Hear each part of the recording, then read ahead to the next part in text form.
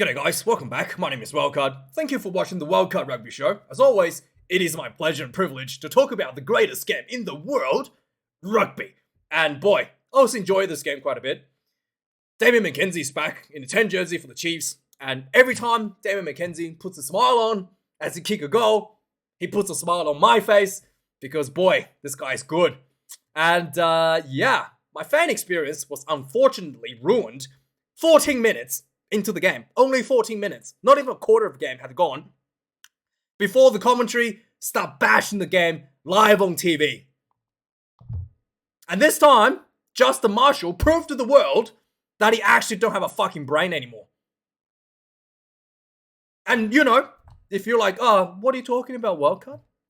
You know, if you're stupid enough like me, who pays $25, $30 a month for Stan Sport, you can go watch it yourself. The game clock is 14 minutes. Go watch it. From there, you'll hear Justin Marshall explain to you how he's going to save the game of rugby, speeding it up by removing the penalty advantage. I know. I can't believe that just came out of my mouth, those words. But that's it. That's what he proposed. You can go watch it yourself. Let me explain to you what happened. There was a scrum penalty to the Cheifs, and the Cheifs got the ball out, spread it out wide. The winger ran about like 15, 20 meters maybe. Kicked the ball down the field. No advantage. Let's go back for the penalty. Pretty reasonable stuff, right? A team tries something, didn't get anything out of it. Go back for the penalty advantage. Justin Marshall at this point said that that's a waste of time. That should not be allowed. The team has ran forward 20 meters and kicked the ball down the field. That should be advantage over. Just, you know, no more of this stoppage and going back for the penalty. That's a waste of time. Because in Justin Marshall's world, the best way to take your penalty advantage, guys, is to immediately drop the ball on the ground, like the Melbourne Rebels did in round 1, and point at the goalpost.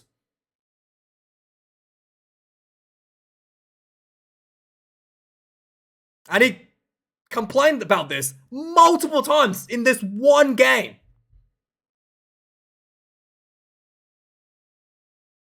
Yeah, he thinks that a penalty advantage should not have been played at all. Later on in the game, the Cheifs got a penalty. They tried to kick it 50-22, didn't get it. And the referee went back for the penalty, as you would. No advantage. You failed the 50-22. And Justin Marshall said, oh, no. What a waste of time. How dare you? How dare you try a 50-22? Oh, I go back for the penalty. Oh my goodness. What a waste of time.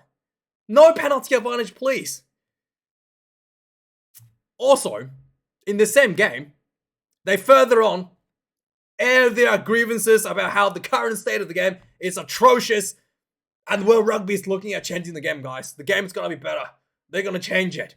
One of the things they're going to look at, right, is if a line out is not straight and the opposition don't contest, it's no longer be a penalty. It's no longer be it's going to be play on. They mentioned that as a positive. A big fucking positive in this game. Just so you understand this, if the opposition don't jump, you can literally throw the ball straight to the 10.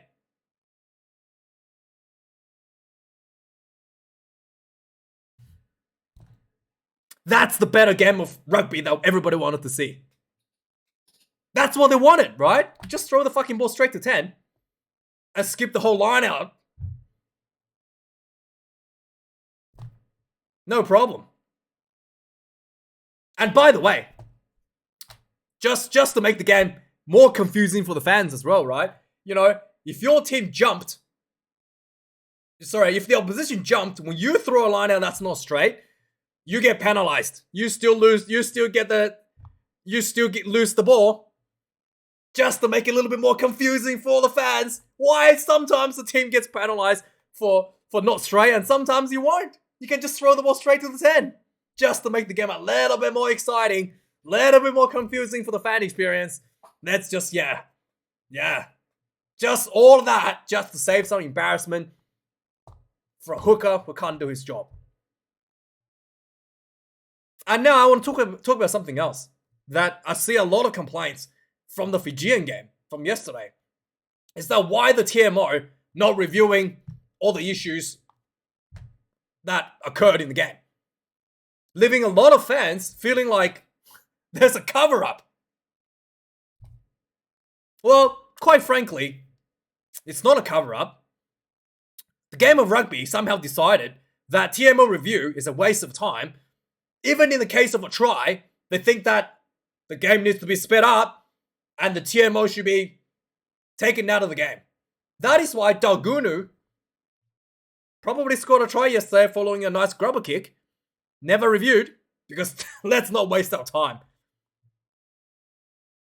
And this just shows you how stupid these people are who are running the game right now. Because in rugby league, and I'm pretty sure in NFL, when there's a decision, it's like prime time for advertising money. Because everybody wants to see it. What's the decision? I'm sure everybody's probably seen this. The KFC try, no try, try pending. Companies pay millions just to get themselves on the TMO. Because they know it's what everybody wants looking at. It's what everybody wants to see. Everybody wants to see if the try is scored or not. I want to see the replay. Did Dalgunu drop the ball? Did Dalgunu actually ground the ball following the grubber kick? No replay. Speed the game up, guys. The one thing for rugby league that actually probably should have been learned from, how to make money, obviously. They're not going to learn from that. They're going to take that TMO out of the game as much as they can. And leaving all the fans in utter confusion. Why is the TMO reviewing whenever my team does something wrong? Why is the TMO not reviewing when my team scored a try? Or why is the TMO reviewing when the opposition look like they dropped the ball on the try line? Why are they not reviewing that?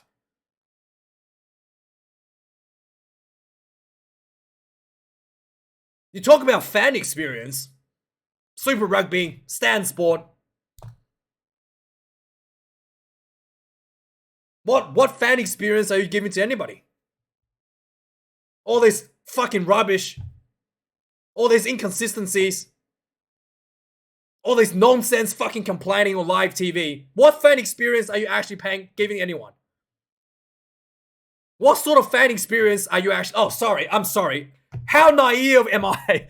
None of you watch rugby. None of you fucking people watching a Stan Sport actually watch your own fucking product. Obviously, you don't fucking know the fan experience. I'm sorry. Let's move on. Fuck. How fucking stupid, how naive of me to think that you actually watch your own fucking TV program. Holy shit. Sorry, let's move on. So, Cheifs versus Moana Pasifika, absolute dominant performance, 68 points to 12. You know, last week I thought Natara was pretty against the Crusaders, but this week he really, stood up. 3 tries, a lot of setting up for tries as well. Looking quite good out there tonight, so... Yeah, big turnaround for Narawa, redeeming his poor performance from last week. And, that gets a thumbs up for me. And that's kind of like what I wanted to see from a player. You have a bad game, you come back next week and you make up for it. I thought, last week I thought was very questionable. But, he showed up this week and redeeming himself. That's what we wanted to see. That's what we want to see, consistency. We want to see some resilience from the players. And he showed that tonight. And I was, more than happy to say, good work today, and, good redemption, and get my thumbs up for your performance, Natara. And then obviously the big return of Damien McKenzie. He had an opportunity to level Donaldson, or beat Donaldson on goal kicking record, and he was perfect tonight. Until the final kick, D-Mac. That's the most important one. That's the one with the highest pressure. It wasn't even that difficult of a kick, and then he missed. Yeah. That's going to cost you the jersey at number 10 over Bowden Barry, mate. You know it. You know it. You're going to go to the fullback. You're going to be playing a fullback after you're missing that. And Bowden Barrett's going to take the 10 jersey. Yeah. D-Mac. Come on, mate. But yeah. Really good to see him back. And, not limping constantly on the field like he had been showing in the last, couple rounds before the break against the Crusaders. So yeah, really good to see him back. And he's still heavily strapped on one of his legs. So hopefully he's gonna be 100%. I did feel like maybe playing him the full 80 minutes was a bit of an overextension by the coaches a little bit. Especially his leg was still strapped. Probably should have taken him off after 60 minutes or so. Considering how important this guy is for the Chiefs.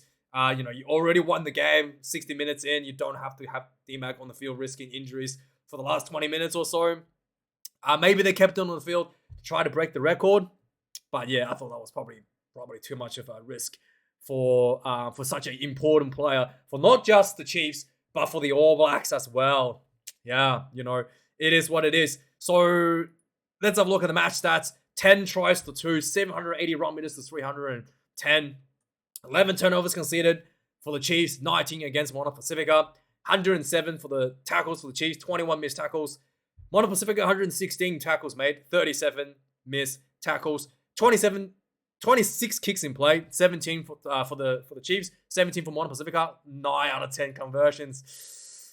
Moana Pasifika, 1 out of 2. And lineouts, yeah, Moana Pasifika was struggling with the lineouts. Even, like I said, lineouts throwing not straight, struggling quite a bit, even in their own, shooting themselves in the foot quite a lot as well.